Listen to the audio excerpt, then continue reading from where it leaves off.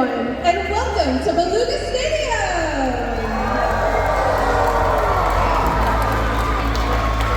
My name is Jordan, and before we begin today's presentation, we would like to take a moment to share with you an animal story that is special to us. In the fall of 2018, SeaWorld San Antonio was selected by the National Marine Fisheries Service to be the home of an orphaned and rescued beluga calf named Tyonek. This beluga was born in Alaska within a large watershed known as the Cook Inlet. There is a population of beluga that resides in this bay year-round and are therefore known as the Cook Inlet beluga whale. Although belugas as a species are thriving, unfortunately, this particular group of whale is listed as endangered due to the ongoing decline of their population, leaving them at just around 300 individuals. Tyonek stranded on September 30, 2017, at approximately 1 month old. He was rescued from the shoreline and transported to the Alaska Sea Life Center, where he was treated for and ultimately recovered from malnourishment, dehydration, and several other hardships. After being deemed non-releasable, the decision was made to transport Tyonek to SeaWorld San Antonio, where we were able to support the vast needs of this little life. We are pleased to report that Tyonek has integrated well within our pod and has even participated in several of our ongoing research projects. One of these is the vocal developmental study. This information has helped scientists identify the vocal developmental patterns of beluga whales and even identify the age range of the population being studied. Just like a human child, the research has shown that a beluga calf will make simple, rudimentary sounds, and as they grow older, these sounds will become more complex. Just like all of our animals here at SeaWorld, we will continue to share what we learned from Tyonek to help his ocean counterparts, and together, we can help keep Cook Inlet beluga whales safe and healthy for many generations to come. And now, we hope you enjoy today's presentation of Ocean Discovery!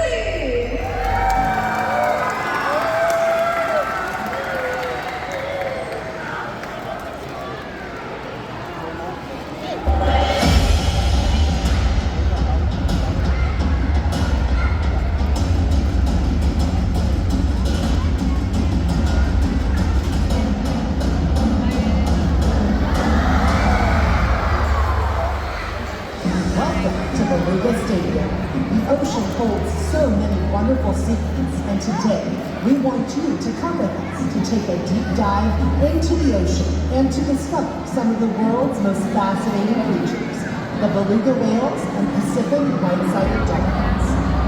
Welcome to Ocean Discovery.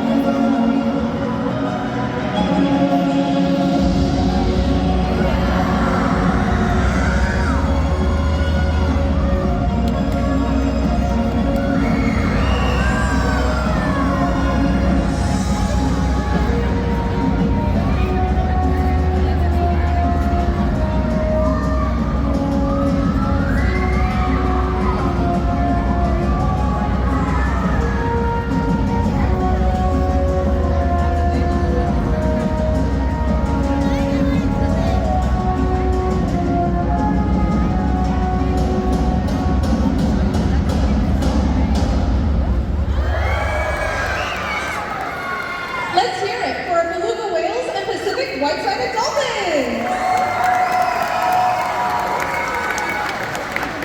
Here at SeaWorld, we have the unique opportunity to care for a wide variety of different species of animals. Whether it is the graceful and majestic beluga whale or the poised and powerful Pacific white-sided dolphin, each of these animals are one of a kind. There is so much to share about our special pods, so let's take a deeper dive in. Our pod of beluga whales range in age, from our youngest being only a few months old to our adult whales like Martha, Chrissy, and Eduard, who are well into their 30s. As we take a closer look, you may notice some special characteristics that will differentiate the beluga whale from other whale and dolphin species. Let's begin with their coloration. As you may notice, to your right, a beluga calf is actually born a dark shade of gray. This provides them with a very special type of camouflage, allowing them to blend in with their mother's shadow. Over the next couple of years, this calf will start to go through a series of molts, where that dark gray will start to turn into a brighter shade of white. Once the adult whale is completely white, it will now be able to blend in with the ice floes and ice caps of its subarctic environments. You may also notice that the beluga whale does not have a dorsal fin. Instead, they have what is known as a dorsal ridge, which serves several purposes. For one, the lack of a dorsal fin provides the beluga with a low profile, enabling them to swim right up below those ice floes and ice caps to evade the sights of both predators and prey. Also, the dorsal ridge is very thick and has a tough layer of skin over it, so that belugas can use this ridge as a tool to push up against the ice in order to create breathing holes. Another way that belugas are different from other whale and dolphin species is that they have 7 neck vertebrae that are not fused. Belugas have the ability to move their heads both up and down and side to side. This extra mobility and flexibility in their necks provides them with the tools they need to more efficiently hunt for food along the ocean floor. A very distinguishing characteristic of the beluga whale is their large forehead, known as a melon. The melon is an organ used for echolocation, and the belugas actually have the ability to move and shape this organ to better influence those echolocation beams to navigate through murky waters and search for prey. A fun fact about the beluga whales is that they have a nickname. It can be called the canaries of the sea due to the large range of vocalizations that they are able to make. Let's see if some of our whales can demonstrate some of these sounds for you today.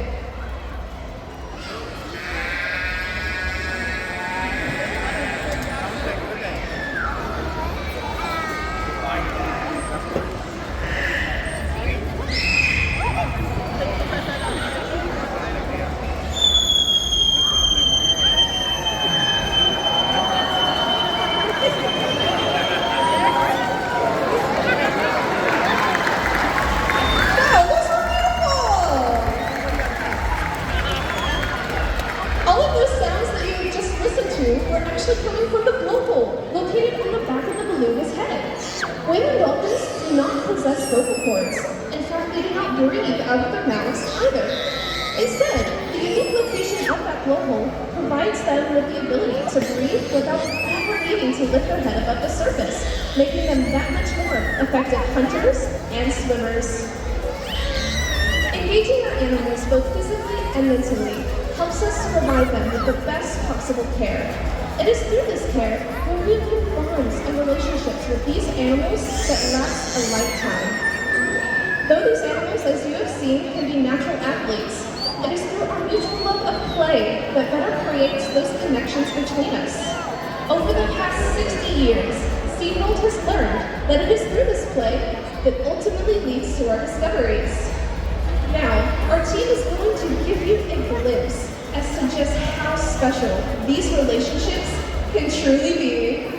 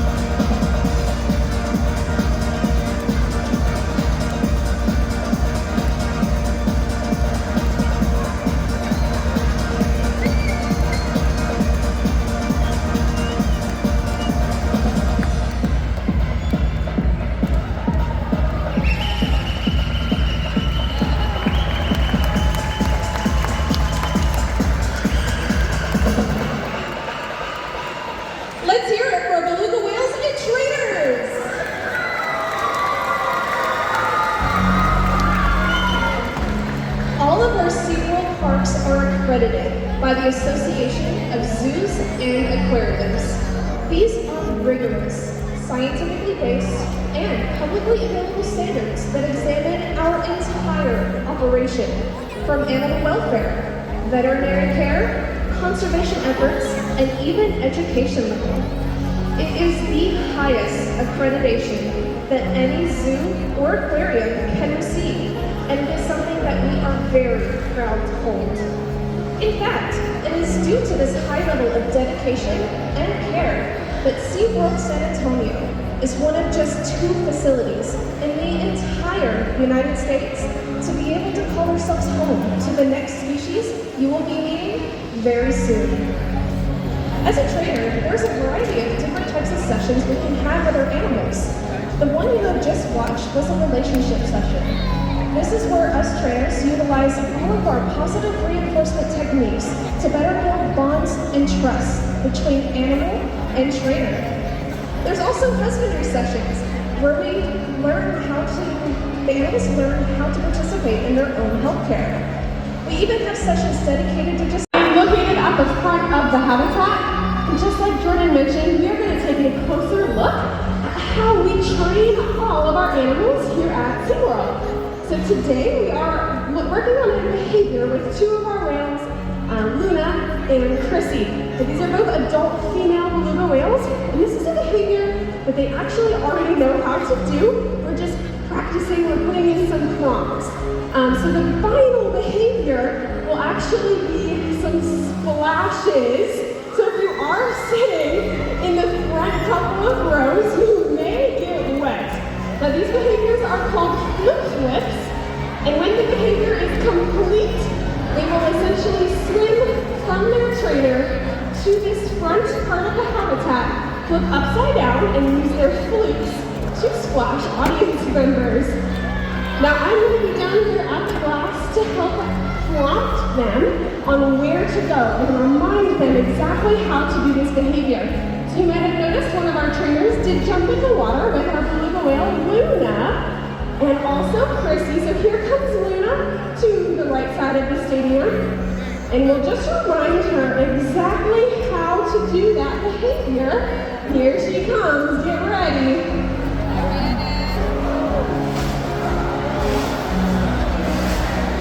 And that was pretty good. So again, I was standing here as a prompt, or essentially just a little help to remind her what that behavior is supposed to look like when it's finished.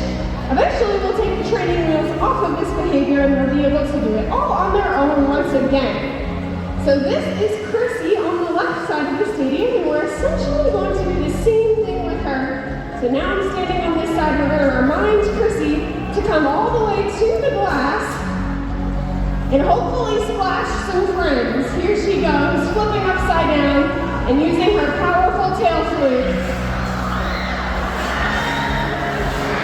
Very nice, Chrissy.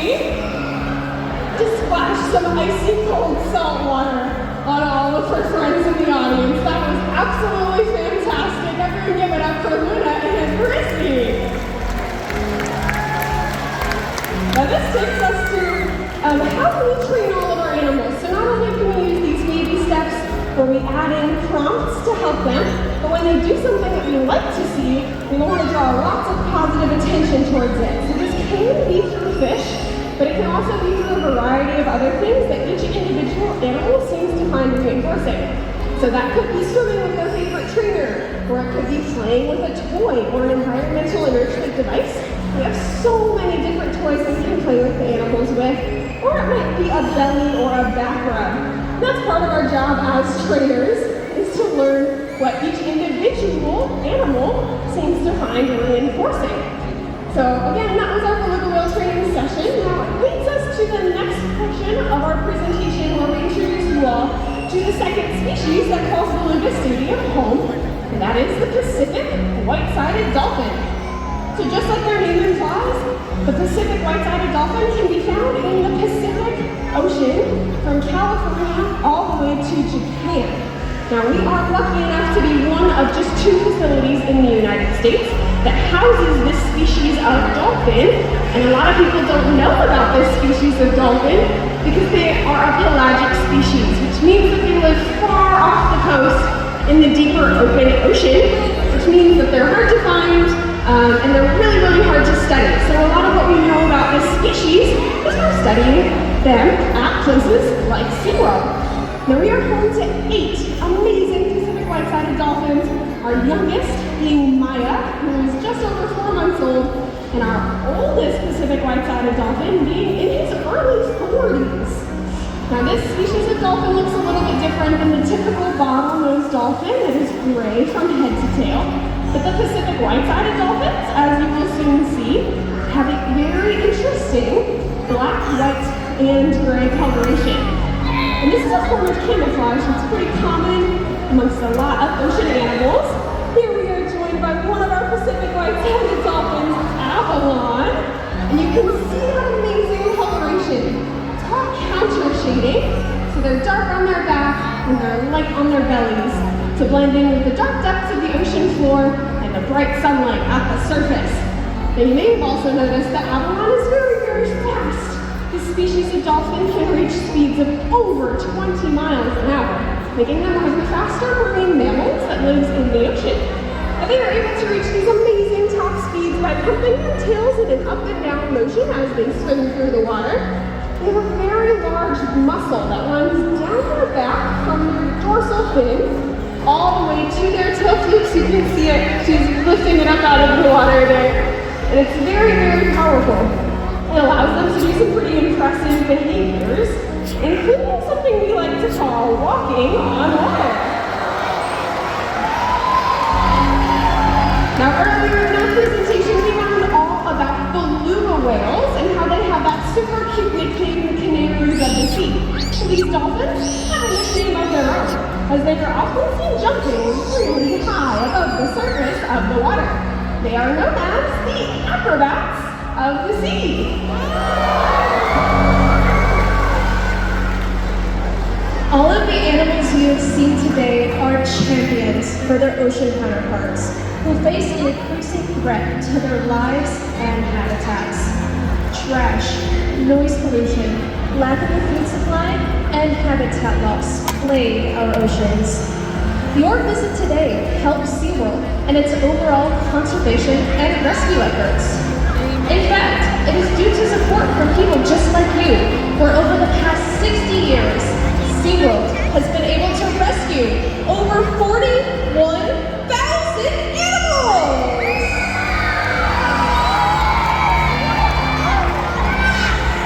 This kind of teamwork is definitely worth celebrating.